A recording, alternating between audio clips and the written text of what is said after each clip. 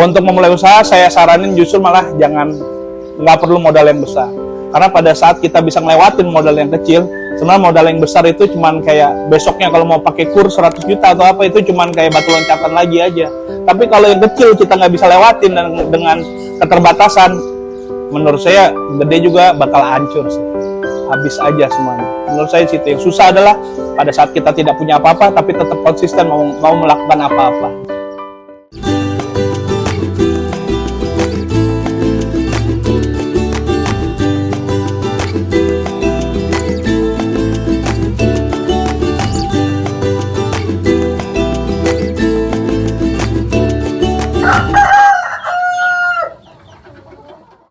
Nama saya Aditya Kusmas Prapta, kita ketemu di Delima Merah Farm.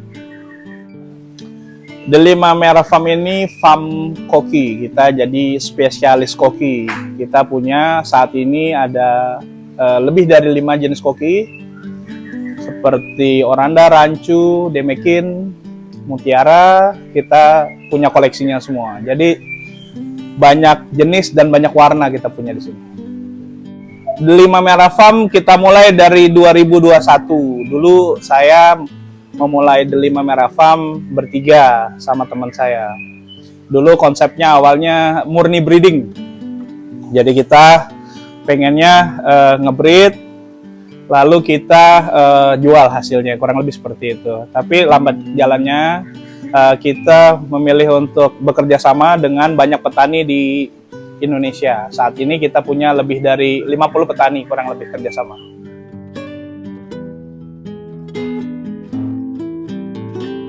Saya dulu bachelor dan master di Jerman. Di kota Köln, saya ngambil production dan logistik, dan teknik logistik untuk master di Duisburg, Jerman. Sebenarnya lucu ya, jadi kenapa akhirnya jadi tukang ikan? Pertama, dulu saya orang yang sangat bilang Kak, hidup itu perlu dengan passion. Nah, ternyata kita ngomongin passion saya tuh lebih ke menjadi entrepreneur lah ya. Oke, kita mulai, ternyata nggak segampang yang kita pikirin. Pada saat saya lulus, saya udah mulai kerja juga, paruh waktu, pernah di restoran, dan akhirnya pernah juga di Lufthansa. Saya nemuin kejemuan atau boring gitu ya, kerja sama orang. Dalam artian ini masalahnya lebih ke intern. Jadi akhirnya saya mikir, kalau saya ke Indonesia, saya harus nemuin bisnis apa nih yang cocok dengan saya. Tapi penemuan bisnis ikan ini sebenarnya adalah bisnis yang kesekian. Jadi nggak langsung ke ikan sebenarnya. Kalau kita ngomongin ikan itu udah kalau nggak salah sih ke-4 atau ke-5 bisnis saya. Pada saat ke Indonesia, saya diajak teman saya untuk pertama bisnis properti. Nah, di situ ketemu kendala ini dan itu yang akhirnya saya bilang, saya nggak cocok di sini. Akhirnya saya selanjutnya saya buka Rivanis Furniture. Saya pernah bekerja sama dengan hotel-hotel di Jakarta. Tapi masalahnya ada lagi tuh. Masalahnya yang kedua kayak pembayaran tempo. Mungkin juga teman-teman ngerasain juga bagaimana kalau bisnis dengan hotel, pasti resikonya kita harus ditempo bayar. Ada satu dan lain kesempatan. Akhirnya nggak cocok nih, term of payment-nya nggak cocok. Akhirnya kita harus membangkrutkan diri. Ya, jadi saya tuh udah berapa kali bangkrut. Akhirnya baru ketemu bisnis ikan setelah pandemi. Biasanya banyak bisnis ini kan terjadi pada saat pandemi, pada saat orang di rumah. Sebelum ikan koki ini, saya juga pernah bisnis cupang. Nah, cupang ini pertama saya mikirnya punya prospek yang bagus, tapi kan ternyata kalau kita ngomongin aslinya, dia lebih ke seasonal atau musiman gitu ya. Akhirnya saya ganti lagi ke bisnis yang katanya long lasting. Nah, ini yang saya buktikan sampai sekarang, dia tidak memiliki tren, tidak ada kenaikan atau keturunan, relatif lebih stabil. Seperti itu.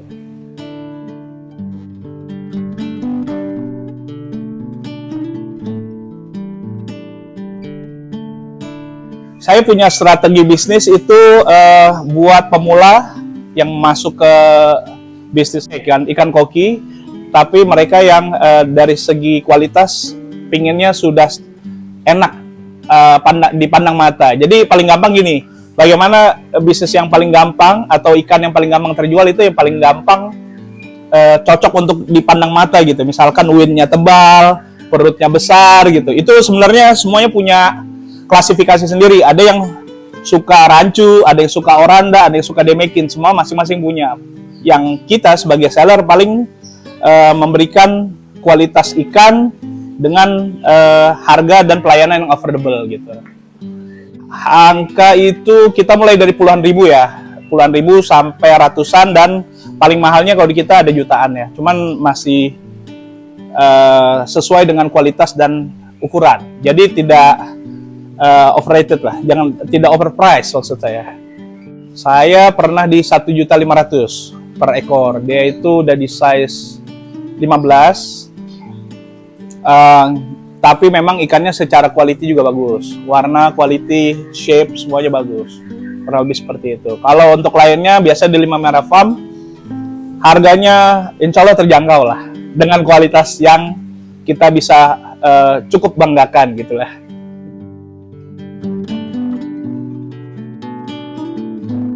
Ya jadi gini, kalau saya banyak punya teman orang Chinese ya, keturunan yang punya pelajaran bagus banget untuk kita semua. Contohnya kayak dia selalu ngomong, kalau lu berani untung, lu berani buntung. Akhirnya kita bikin tuh, kalau berani buntung berapa persen kita berani buntung per bulan. Nah itu yang saya terapin sebenarnya. Akhirnya kita bikin nih, 1 bulan ini kita bisa mentoleransi berapa nih, berapa persen dari omset itu adalah dana jaga-jaga pada saat memproteksi ke buntungan itu sendiri gitu. Jadi kita tuh udah siap. Jadi kalau ada kita tahu kita punya moto sampai tempat itu selamat atau hidup, dia tidak hidup, kita nggak perlu alasan yang lebih, tinggal di videoin, mati, bener itu mati, kita langsung ganti. Bisa refund duit atau bisa refund ikan, semuanya kita bisa kasih.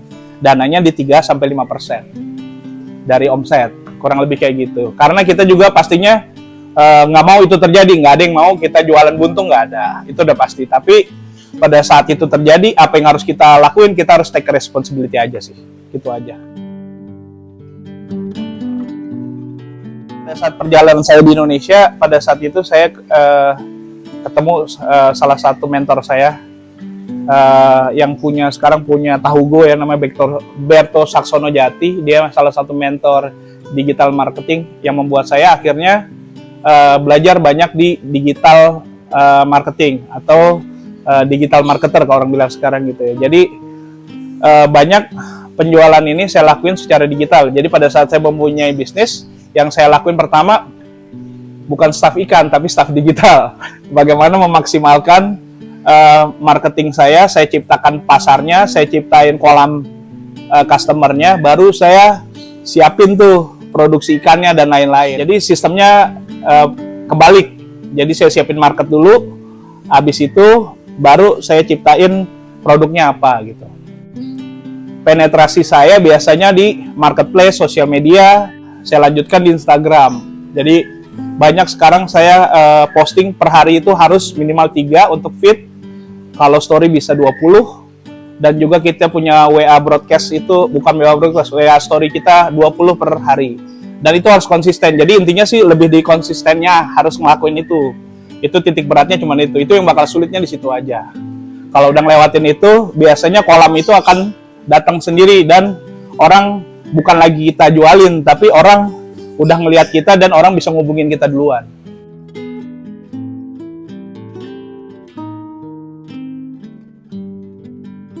Dulu awal mulanya saya pakai 1 akuarium mas. Jadi 1 akuarium saya punya keterbatasan dana, budget kalau nggak salah di 2-5 juta.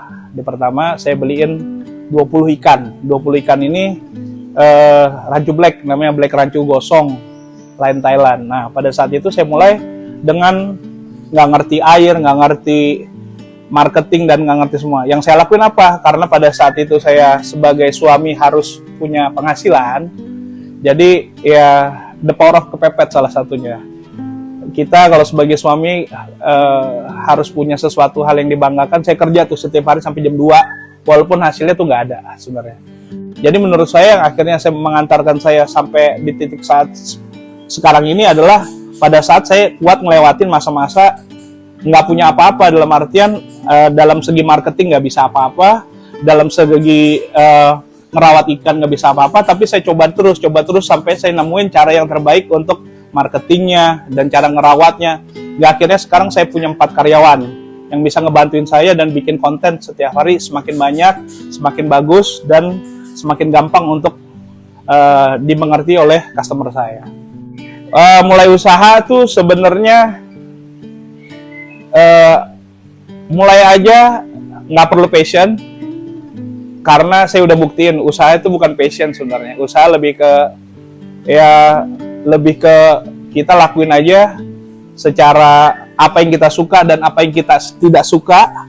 Karena pada saat kita kerja pasti ada banyak banget yang kita tidak suka, dan kita tetap lakuin secara konsisten, itu pasti jadi sesuatu.